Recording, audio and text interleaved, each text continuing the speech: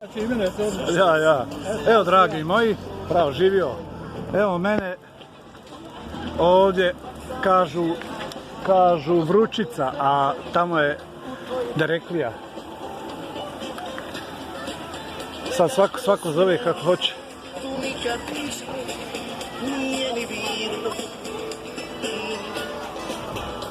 Evo raste kupa, termalne vode.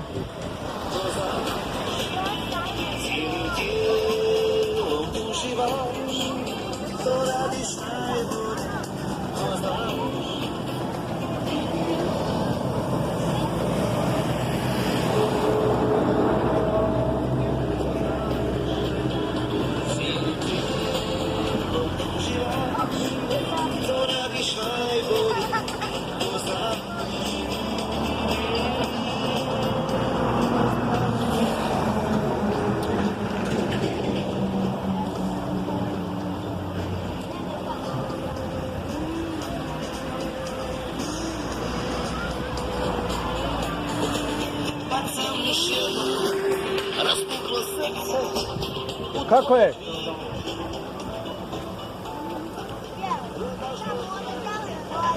Eto, i ovdje me znaju,